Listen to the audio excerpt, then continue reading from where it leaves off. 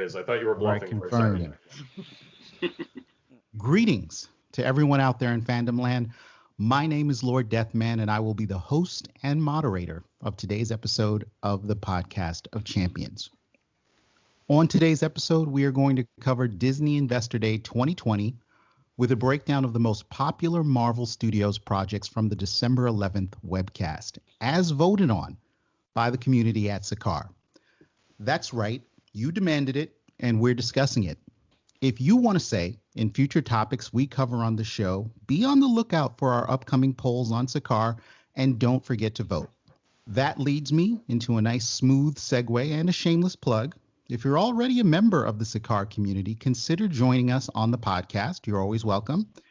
And if you're listening to this and you are not a member, consider joining the conversation at sakaar.freeforums.net. That's SAKAAR.freeforums.net.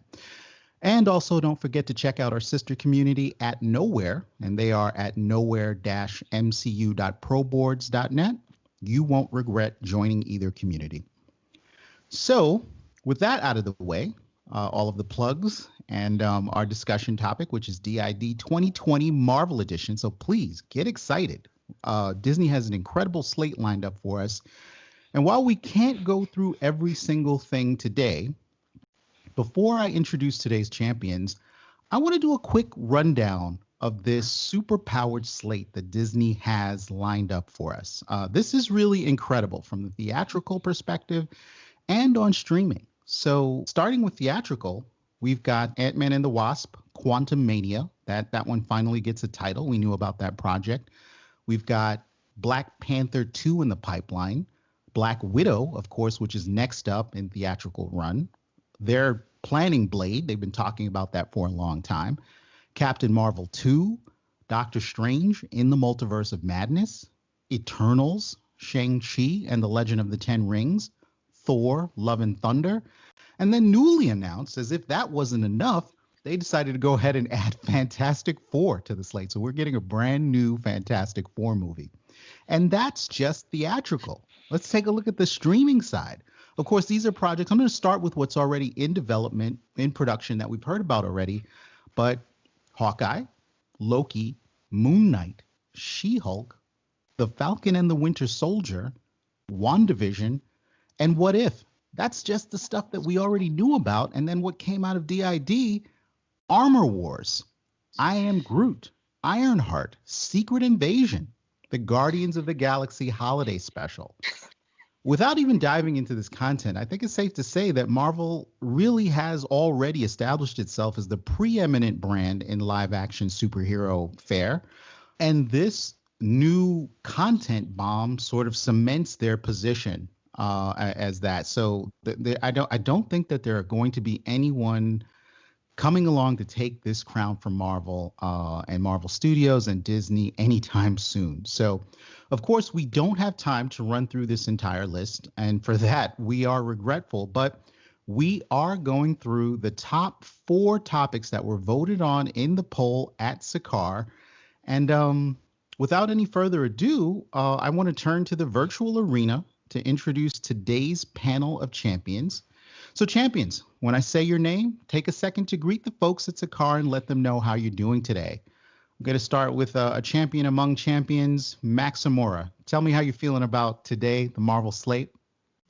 Hey, everyone at Sakaar, everyone listening. This is one of the biggest announcements that I've ever heard regarding film. I mean, even when you hear a trilogy is coming out, Lord of the Rings you hear coming out, doesn't really have the same effect as, oh, Marvel's introducing 18 films, 14 series, and some sort of, live reality version of Thanos.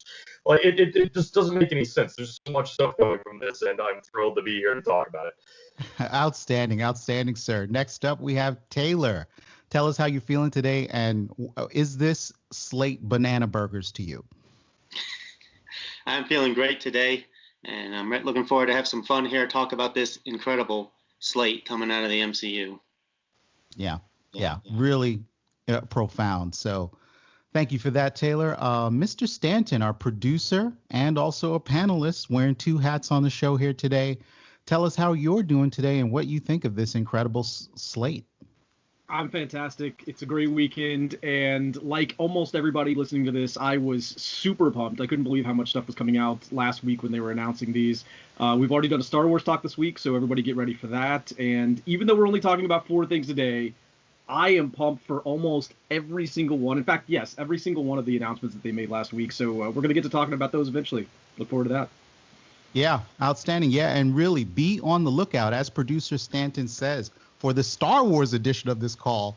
Disney's purview goes well beyond Marvel. So, and then finally, I think a being who needs no introduction on this show, the Grandmaster. Tell us how you're doing today and how you feel about the slate. Good evening, all prisoners with jobs, members of Sakaar and other beings. I am having a very good Sunday, nice and quiet, and I am really looking forward to talk about the Marvel slate. I am super excited for everything that is coming out. Almost everything, but we get to that later. A foreshadowing of controversy, everybody out there at Sakaar. So stay tuned. You're not going to want to miss a single second of the discussion here. Check it out, guys. I think before we dive in, the entire panel of champions deserves a round of applause. So here we go. You know, again, these guys are taking time off from holiday time. We're all busy right around now, but this announcement was just too devastating to leave on the table. So we are going to break it all down for you guys. So without any further ado, I want to dive into the first topic of today, again, as voted on by the panel, by the community, at Sakaar. We're going to be discussing Disney Plus's plans to make a series based on the beloved comic book run from Iron Man, Armor Wars. So before we get into the discussion, I want to give a quick synopsis here so that we can level set for those of you who aren't familiar with the material. After battling and subsequently defeating a mid-level criminal by the name of Force, Tony Stark analyzes the villain's armor, only to discover that several of its key components are based on his own proprietary technology. After investigating the incident further, Stark learns that his tech has been stolen by a criminal called the Spy Master and sold to his rival, Justin Hammer, who we've seen in the MCU. And Hammer wastes no time selling this technology to the highest bidder in government and on the black market. So Tony initially pursues legal means to reclaim his technology, but when that fails, he launches into this unsanctioned one-man campaign to find and disable anyone using unauthorized Stark tech that is based on his designs. So the series features several villains from the Iron Man Rogues gallery, like the Beetle, the Crimson Dynamo, the Controller, Mauler, Titanium Man, and even the Stilt Man makes an appearance, just to name a few of the villains that you'll see in this particular story run from the late 80s in the comic books. There were sequels to this, endless sequels to the Armor Wars, the Armor Wars 2, Armor Wars 2020, and it's been adapted in other media in terms of animation. So it is one of those sort of key issues. And Disney Plus's choice and Marvel to sort of turn this into a series is generating a lot of excitement on my part. I want to immediately turn to our first champion and ask, I think the question that really is on everybody's mind, Stanton, what is your excitement level for an Armor Wars streaming series?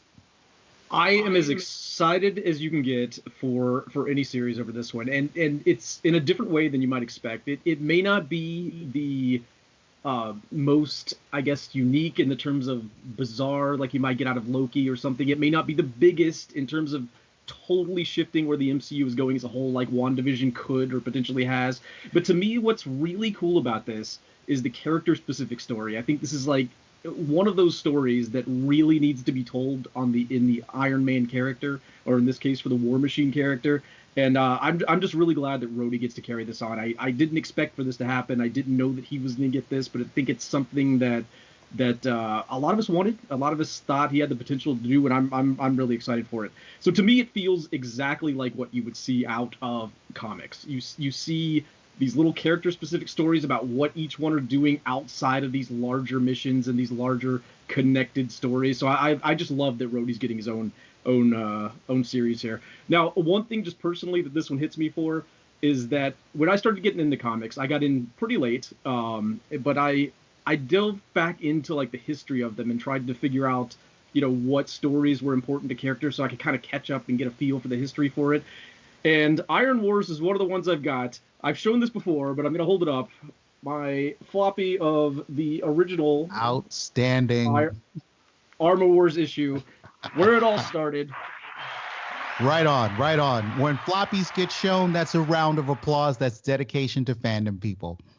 It's really one that I hunted down and tried to find, and I got that whole series. Really enjoyed just the overall arc of him going out and trying to find his stolen technology and trying to figure out who was behind it.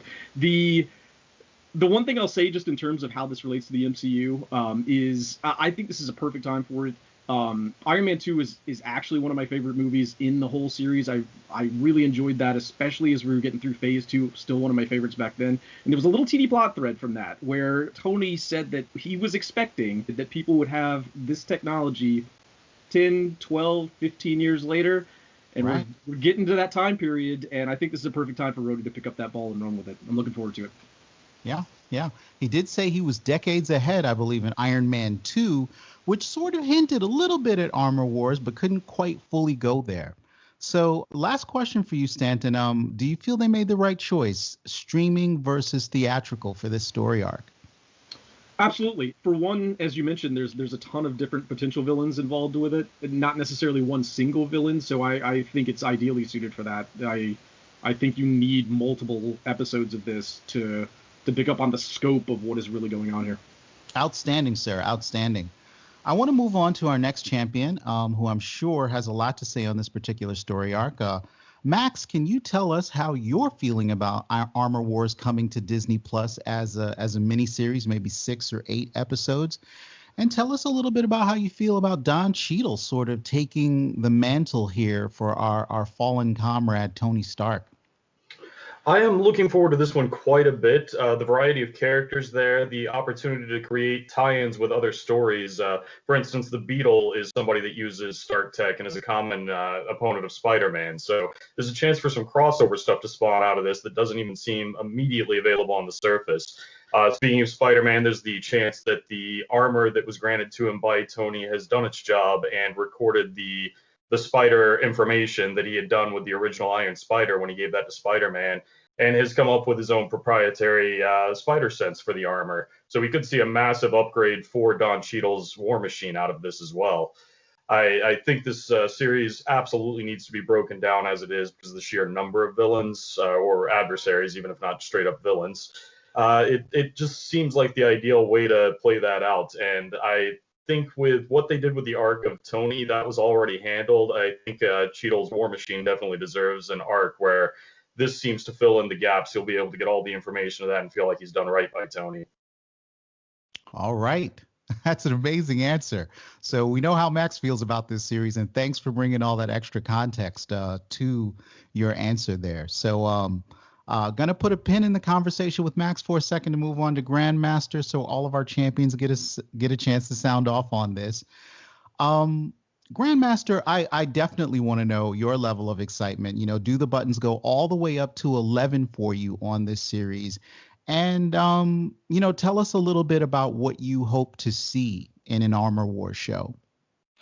Well, this one is really high on my excitement list because it has a lot of potential for epic battles. And I agree with Max that it's very good that Don Cheadle's War Machine gets his time in the sun, because I always felt for the guy since Age of Ultron. And what I hope to see, well, I read some rumors that Riri Williams, Dominic Thorne, Ironheart will show up in the series, and also Justin Hammer himself. So I'm a big fan of Sam Rockwell. If he comes to the show, that will only add to my excitement, and that will bring it definitely to 12 out of 10. Outstanding. So am I hearing that you are an Ironheart fan? You're looking forward to her debut? Well, I wouldn't call myself a fan. I am not a comic book reader, as you know, but I'm very interested in meeting new characters. I think Marvel has an excellent catalog of characters that I have gotten to know over the last decade or so. And yeah, she is new. I know she's also fairly new in the comics, but yeah, that excites me. Meeting new characters and expanding the universe, and the possibility of her showing up in this show as well. Yeah, that excites me. All right. Yeah, a little growing pains surrounding the character of Ironheart in the comic books. I'm probably being overly diplomatic on that one. So people still getting used to Ironheart. Some division amongst the fandom, but it is a character that I'm curious to see what Disney does with. I think at the very least, characters like Miss Marvel and Ironheart are at least going to appeal to the younger audience in the MCU as far as them being able to project themselves into the fray of the overall continuity in the story.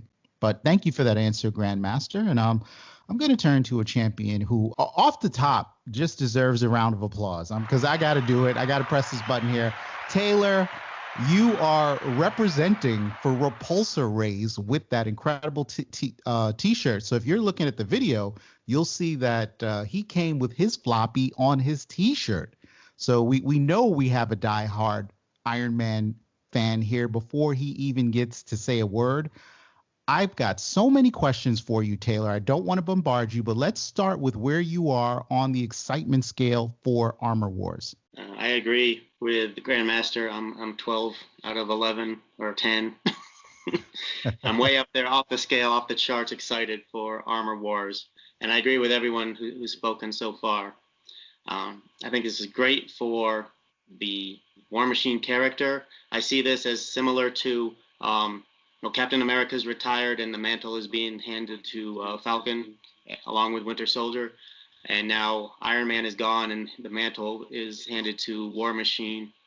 And like everyone said, the story is wide open. It could be full of action and and it'll have the time to develop not only Rhodey, but also new characters being brought in. And I think that's what Marvel is doing with these streamers. I think they're using them to develop new characters and build the foundation for the universe, as well as tell those other smaller, slightly smaller stories, or those individual stories, I should say, in between the big team-up story arcs in the movies. And I think Armor Wars is a great platform for that, so I'm very excited about it. Outstanding. Another question for you, Taylor. As someone who's familiar with the source material, we know this story is something that really sets Iron Man against rival corporations, against the U.S. government, against Russia in the comic books. This is one where Tony really broke out of that sort of approval-driven, I'm a by-the-book Avenger, and we suddenly saw him. Armor Wars amongst fans is famous for Tony against everyone in this particular story. And I want to know, what do you think? Are they going to do the same thing with Rhodey there? Is that an element of the story that you think absolutely has to be there in this series? I don't think it'll be taken to the same level in this medium, just because the comics, simply lend themselves to that a little bit more. I'm sure Rhodey is going to have to, overstep his bounds, maybe go rogue a little bit to get the job done, disobey orders. As we've seen in many other franchises like Mission Impossible and Bourne Identity and things like that. But I don't think it's going to be a massive conflict that will extend beyond small stories, small time periods. Okay. Yeah, so I think there'll be an element of it, but I don't think it'll go as far as the comics do. Yeah, the comics really did push the envelope on that, even with Tony being responsible for putting Captain America in a coma temporarily because he resisted Tony's quest to recover the stolen technology. So check out the floppies if you haven't, guys. Armor Wars 1988. I think it ran for a whole 9 months in the comic books. But guys, I'm gonna turn to Stanton, who has a follow up on that. Yeah, I think there's a big chance here that we get a lot of political intrigue. You've got a U.S. Air Force colonel, or perhaps a former one. I'm not sure where he's going to be exactly yet, but either way, he's got a strong U.S. military connection, going in and interjecting himself into military affairs of foreign countries. I don't know how that's going to play, but the first thing that comes to my mind is the Sokovia Accords. And I'm thinking that in terms of how it relates to other shows, maybe like Black Widow, maybe about a future Thunderbolts project that'll also play into that. So there's a chance here that this winds up showing us exactly how those Accords are being handled before we get to other shows like Thunderbolts. Interesting observation, bringing back the Accords into the discussion with enhanced beings, right? Like if you put on a suit of armor and you have access to micro munitions, directed energy weapons, and, you know, satellite comm stuff, you become a living weapon. So I don't think that eliminates you by some technicality from this Accord. So good point there, Stanton, in terms of bringing that up. You know, I've got one that I want to just toss out to the group. You can just raise your hand if you think you want to field this one. But, you know, I think Stanton just touched on something that's really important. Armor Wars, as a young tot coming up, reading that story, it was really sophisticated. You know, I go back and read it now and I'm like, okay, you know, that was kind of written for, you know, someone in the teens there. But when I looked at it from the point of view of initially reading it, it felt sophisticated because it dealt with subjects like intellectual property rights and corporate espionage, cyber warfare, and it had this international flavor as Iron Man sort of went to Russia and all these, you know, really exotic sounding places. The Marvel Universe can be a place that's really grounded in New York or California at times, but this story seemed to be set on an international stage. Again, and it breaks the status quo by putting Tony Stark in that role as a fugitive, as a renegade, anti-hero, whatever you want to call it. So my question to the group is, you know, of all these incredible elements, the espionage, the you know, the corporate rivalry, what are the elements that you think are going to really make this series work? What do you want to see out of that sort of buffet of elements? I just mentioned the political intrigue. I think that's going to have to be a factor. I really do. And I the corporate side of it is definitely going to be how he gets his tech back, how it was stolen in the first place, who has it. You might see a character like Justin Hammer show back up, for instance, dealing arms. So all of that could be in there, but how he negotiates being able to go into these countries and take care of this, I think almost has to play a factor, and I'm really curious how that works out for him. Yeah. In the comic books, he manages, and spoilers, guys, out there in the Sakaar audience, I am really sorry if you haven't read Armor Wars, but spoilers from like 30 years ago. So keep in mind that we are going to be talking about some elements of the source material here in the discussion. In the story, he solves some of that. Tony solves some of that by developing new armor that's stealth-based for his incursions into foreign countries and governments. So, you know, we've had the panel sound off on Armor Wars, and I think the excitement level couldn't be any higher amongst the group here on Sakaar. I will make a prediction of my own, or at least a hope that I have, in that reading recent Iron Man comic books of the early 2000s, I am hoping to see one villain whose name doesn't come up very often, but I think is very intriguing. Zeke Stane, or Ezekiel Stane, heir to the throne of Obadiah Stane, one of the most hardcore sociopathic villains of recent years that I can think of within the Marvel Universe, and I'd love to see him make his debut in the MCU.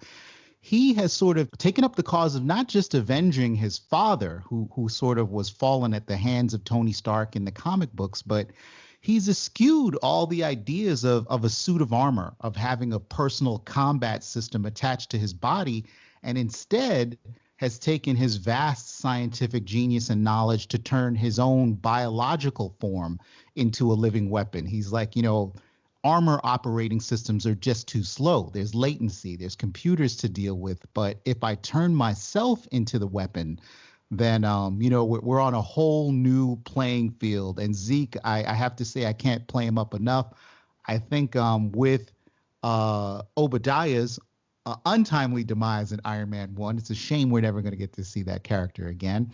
Zeke makes for a logical heir to the throne, and I do hope he makes an appearance in Armor Wars. So check out those issues. You know, do your Googling, do your due diligence, folks out there at Sakaar. So with that said, let's keep the discussion moving by moving into our next topic, this beloved MCU character, whether you consider him an anti-hero, a villain, a flat-out hero at this particular point. Loki is getting